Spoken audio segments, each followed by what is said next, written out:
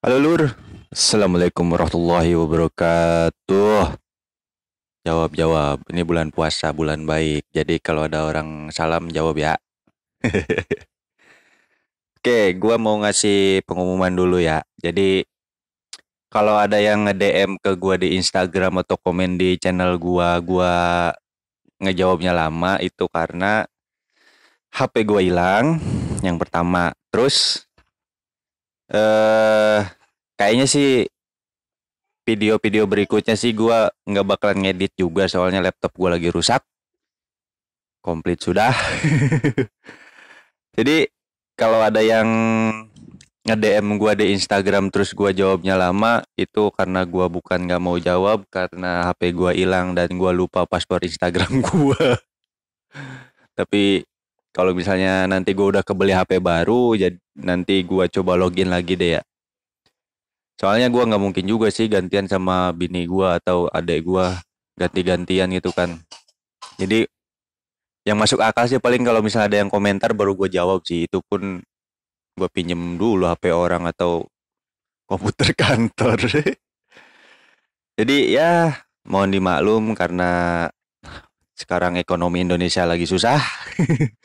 Jadi gua nggak mungkin beli laptop sama HP di waktu yang bersamaan sekarang-sekarang ini. Jadi seadanya dulu. Oke, yang penting channel gua ada video dulu. Terus lu jangan lupa subscribe lah. Tapi kalau lu mau subscribe itu juga. Nah, kali ini gua mau ngejelasin nih. Soalnya kan masih banyak yang nanya tuh kemarin-kemarin di Instagram gua, di komentar di YouTube gitu kan. Bang, kalau misalnya PS2-nya belum metrik bisa nggak pakai MC boot? Terus, Bang, kalau misalnya PS2 kaset langsung dicolokin hard disk bisa langsung baca game nggak? Nah, sekarang gue bikin videonya nih, gue mau jawab. Jadi, intinya gini, MC boot sama metrik itu yang gue tahu ya, yang gue pelajari selama ini kurang lebih 2 minggu. 2 minggu itu pun gue belajar otodidak sih sama tanya-tanya ke tukang PS gitu kan. Jadi intinya metrik sama pre-MC boot itu fungsinya sama. Jadi sama-sama buat baca game dari hard disk gitu. Jadi kalau misalnya PS2 lu belum metrik ya opsionalnya ya pakai MC boot. Kalau misalnya PS2 lu udah metrik ngapain pakai MC boot lagi, langsung aja colokin hard disk gitu. Jadi intinya fungsi metrik sama MC boot tuh sama. Yang gue tahu ya sama. Jadi fungsinya tuh sama-sama buat baca game dari hard disk gitu. Jadi kalau misalnya PS2 lu masih kaset, solusinya kalau misalnya mau pakai hard disk ya itu. Kalau nggak pakai metrik ya pakainya MC boot. Cuman ada perbedaan di keduanya gitu kan. Kalau misalnya metrik itu ada fisiknya sih. Jadi semacam chip itu, semacam chip. Jadi si chipnya itu ditanam di dalam PS2-nya. Jadi lu bongkar PS2-nya gitu kan. Lu bongkar terus si MC bootnya itu lu apa namanya? Disolder di dalam. Cuman itu si kabel-kabelnya itu kan ada nempel ke optik tuh. Nggak tahu gua itu optik atau apa gitu kan. Lu lepas terus pasang dulu ke chip metriknya. Nah, si chip metriknya itu nanti buat baca game dari hard disk. Nah, kalau misalnya pre-MC boot itu nggak ada bentuk fisiknya. Jadi pre-MC boot itu semacam software buat baca game dari hard disk. Nah, jadi kalau misalnya lu pakai MC boot, jadi si softwarenya itu diinstal ke dalam memori PS kayak gini. Nih, gue sih kemarin waktu awal-awal mau pakai MC boot nyoba ya install sendiri ke memori PS gini. Cuman gagal mulu coy. Gagal.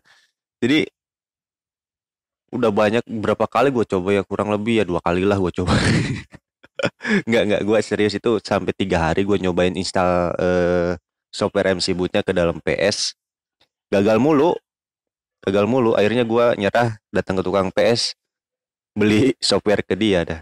Gue ngebeli softwarenya sih, gue beli ya sama softwarenya sih. Jadi intinya gue Gue tuh beli memori PS-nya nih, memori PS-nya sama software MC Boot-nya itu 50.000. Jadi terima beres lu tinggal colokin. Nah, cara pakainya lu tinggal lihat aja di video gue yang sebelumnya ya. Terus perbedaannya, perbedaannya di Matrix sama pre-MC Boot sih lebih lancar Matrix. Soalnya kenapa? Kalau misalnya Matrix itu kan ada bentuk fisiknya ya, ada bentuk fisiknya itu kayak semacam chip itu kan lu terus tempelin ke PS-nya. Jadi kalau menurut gua sih kalau misalnya ada hardware kayak gitu sih ya pasti lebih lancar lah. Sepengalaman gua ya, gua pakai kan PS gua ini, PS2 yang slim ini kan gua pakainya ini nih pakai pre-MC boot. Nah, jadi kalau pre-MC boot ini nggak tahu softwarenya harus diupdate atau nggak tahu kenapa ya. Selama gue pakai pre-MC boot ini, emang ada beberapa game yang nggak bisa dipakai gitu. Terus nggak tahu apa kesalahan pas masukin gamenya gitu ya. Cuman kalau pakai MC Boot ini ya ada beberapa game yang nggak bisa dibuka sama ada kalaupun ada yang bisa dibuka gitu. Terus ada beberapa game yang lemot juga gitu kan. Kayak contohnya gue kemarin itu gue buka GTA San Andreas itu kan gede ya. Nggak bisa dibuka coy. Cuman gue nggak tahu sih gue belum install lagi sih gamenya. Mungkin nanti kalau ada waktu gue ke tukang PS minta install lagi soalnya itu gua game GTA itu gua hasil download sih. Gua masukin sendiri. Cuman nanti gua cobain lagi deh. Nah, ya kurang lebih gitu. Jadi intinya buat yang masih bingung MC Boot sama Matrix bedanya apa ya itu. Jadi nggak ada bedanya sama-sama buat baca game. Cuman kalau buat kualitas sih kalau menurut gua ya, menurut gua sih bagusan pakai Matrix sih lebih lancar. Cuman kalau misalnya lu nggak mau ribet ya dan lebih murah pakai ini MC Boot solusinya. Kalau metrik kalau nggak salah inget gue kemarin gue tanya berapa ya. Kalau nggak salah pasang metrik itu di tukang PS 150 dah. 150 itu belum hard disk kalau gua nggak salah ingat ya. Soalnya si chipnya sendiri itu kan harganya kurang lebih 50.000 kalau nggak salah gua tanya itu. Terus ongkos pasangnya itu 100.000 gitu. Jadi sekarang buat yang masih bingung-bingung bedanya MC Boot sama Matrix ya itu sama sama nggak ada bedanya. Bukan nggak ada bedanya juga sih ya sama aja fungsinya sama buat baca game. Jadi buat yang masih bingung kalau misalnya lu nggak mau ribet dan lebih murah pakainya MC Boot. Cuman resikonya ya gitu ada game-game yang mungkin lemot atau nggak bisa kebaca. Tapi dari sekian game yang gue punya sih ya cuman beberapa doang sih paling ada dua tiga lah yang nggak bisa gue buka. Itu pun gue kan gamenya nggak dari kaset. Gue gamenya itu bukan apa namanya bukan gua ekspor dari kaset gitu. Gue download dari Coolroom mungkin ada beberapa file yang nggak ke download atau bisa jadi kayak gitu sih. Cuman nanti gue cobain game yang sama tapi gue beli ke tukang PS. Lancar apa enggaknya ya. Oke mungkin segitu aja kali ya. Soalnya ya udah nggak ada lagi sih yang mau gue jelasin.